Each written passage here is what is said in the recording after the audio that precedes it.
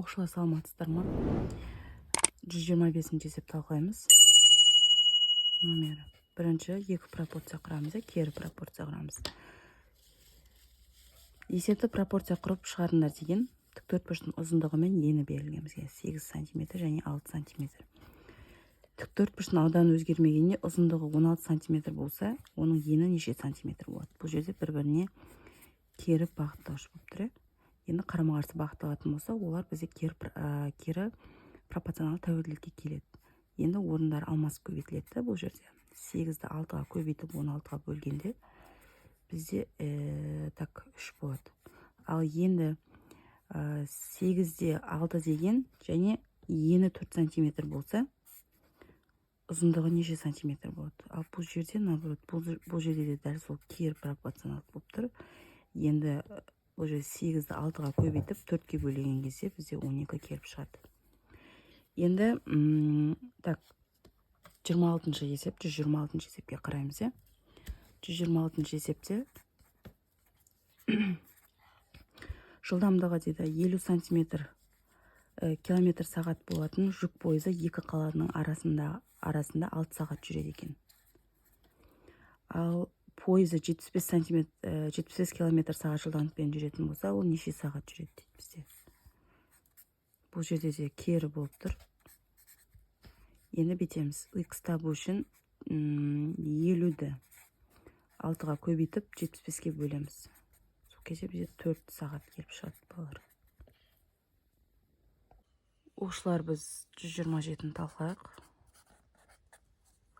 Станокты сағатына 108 бөлшекті айырыласа, дейді, оны 5 сағатта орында бітіреді екен. 60 бөлшекті дайырласа, ол неше сағат жұмсайды деп сұрап тұр бізде 127-де. Енді бұл жерде де кері болып тұр, бір-біріне қарама-қарсы болып. X табу үшін 108-ді 5-ке көбейтіп 60-ға бөл жібереміз балалар. Сол кезде бізде 9 сағат келіп шығады.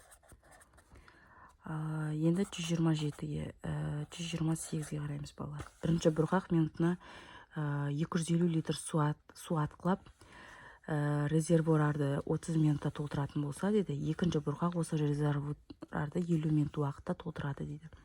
Неше минутта толтырады, дейді, екінші бұрғақ, дейді.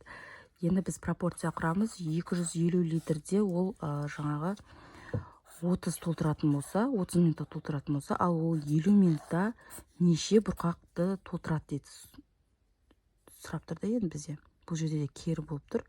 X табу үшін 250-ді біз 30-ға көбейтіп барып, оны 50-ге бөл жібереміз.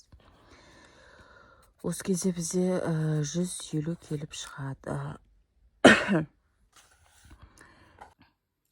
Так, 129-ға қарақшы, балалар. 129-да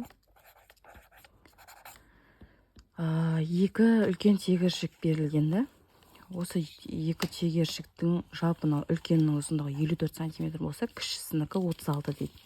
Үлкен тегершікті 30 рет айналғанда, кіші тегершік неше рет айналады деп сұрап тұрды. Енді ол үшін біз пропорция құрамыз. 54-те 36, 30-да X деп аламыз. Бұл жерде кері болғандықтан, мына екеуінің орны алмасып кетеді. Енді X табу үшін 54-ті 36-ға көбейтіп, біз 30-ға бөлеміз. Сол кезде бізде 45 шығады балалар. X-іміз 45 шығады. Ал енді келесі мына орындайтын болсақ, балалар 130-ға қарайтын болсақ, ыстық күні дейді 6 орақшы тыстағы сусынды 8 сағатта ішеді дейді.